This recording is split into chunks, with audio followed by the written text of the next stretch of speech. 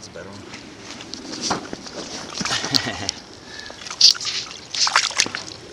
Look how they inhale this thing. It's gone. You know, in ice fishing over the last 5-6 years or so, tungsten jig heads have probably been the biggest advancement. And the reason, that's a nice one. The reason for it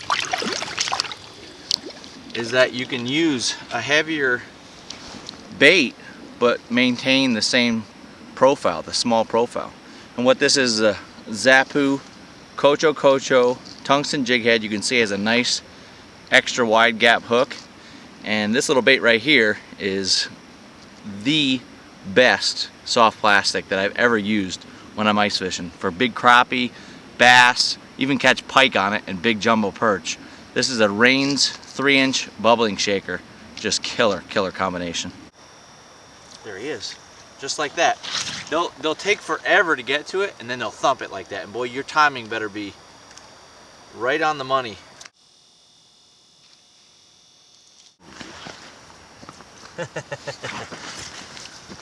That's why. It's a nice one. This color is Keto Shad. Zappu Kocho tungsten jig head in a 1/13 of an ounce. So it's pretty dense. Gets down there quick, and we're fishing 30 foot of water. So the main thing is when you find a school of crappie like this, you want to, when you catch one, you want to try to get it back down there again before the school moves. There we go. Boy, they are just coming up to it and inhaling it.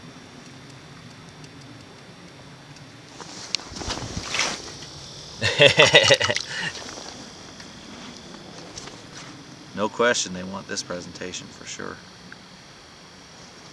And with these fish, they're out here. We're fishing a main lake basin. Nice, decent one. And these fish are actually foraging on juvenile bluegill.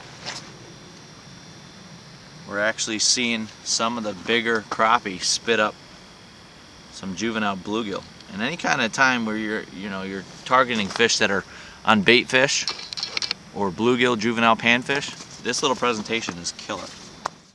Oh, I had him.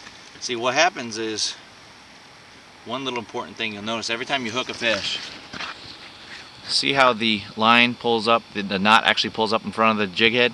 What I do every time I catch a fish or I miss one is I pull that knot all the way back. And what that's going to do is keep that bait horizontal and give that the optimum action. You'll see a huge difference with, especially with the bigger fish. They're really picky. That bait has to be completely horizontal to get those fish to commit. What I'll do is I'll just barely let this thing quiver. I'll let them slowly come up to it. And each fish you have to kind of treat differently.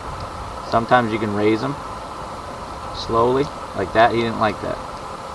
And they can be just little increments too. You always want to keep it above them though.